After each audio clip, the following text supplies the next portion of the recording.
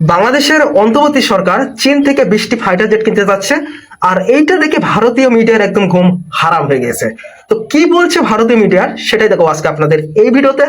তো তার আগে বলে রাখি, গোপন সূত্র থেকে জানা যাচ্ছে যে এতদিন শেখ হাসিনা এই ভারতের জন্যই বাংলাদেশে কোনো ফাইটার জেট আনতে দেননি বা ভারত আসতে দেয়নি।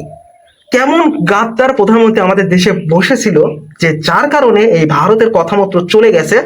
বাংলাদেশকে শক্তিশালী করার মতো কোনো নামগন্ধ তার ভিতর ছিল না, শুধুমাত্র এই ভারতের জন্য। আপনাদের বলে রাখি, এই ভারতের কারণে বাংলাদেশের সামরিক শক্তিতে এতটা দুর্বল, নয়তো এতদিন বাংলাদেশ অনেক দূরে এগিয়ে যেত।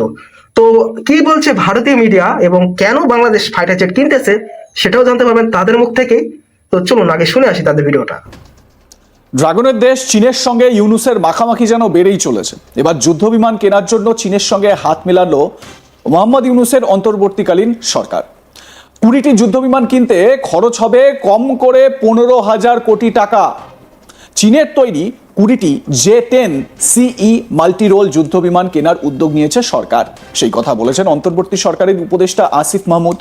কিন্তু কথা হলো, এতগুলো যুদ্ধ বিমান নিয়ে বাংলাদেশ করবেটা কি?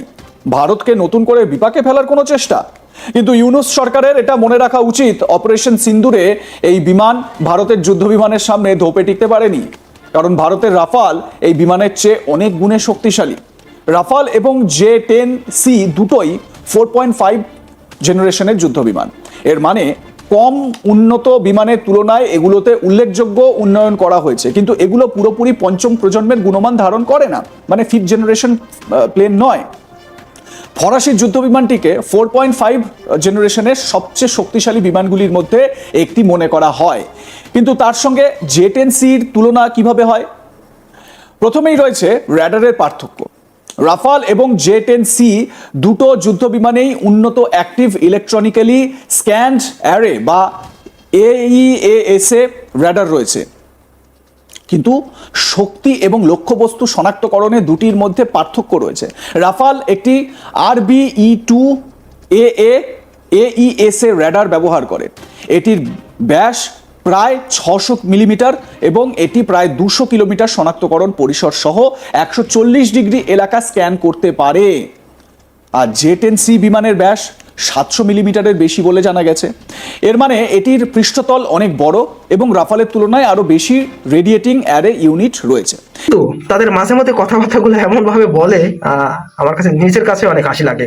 আপনাদের বলে রাখি, এই সেই ভারত যে কিনা বাংলাদেশের সামরিক শক্তিকে দুর্বল করে দিয়েছে শেখ হাসিনার মাধ্যমে।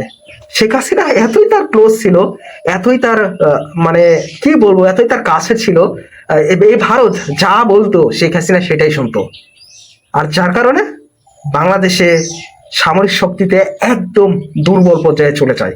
শুধুমাত্র তাই না, বাংলাদেশের যে সেনা বাড়াবে এইটা বাড়ানোর ক্ষেত্রেও ভারতের হস্তক্ষেপ থাকে। তো যাই হোক, এই মুহূর্তে আমাদের শক্তিশালী হওয়াটা অনেক গুরুত্বপূর্ণ, কারণ যে ভারত সবসময় বাংলাদেশকে থ্রেট দিয়ে কথাবার্তা বলে, তো তাদের মুখোমুখি দাঁড়াতে হলে তো একটু যোগ্যতা হওয়া দরকার, তাই না?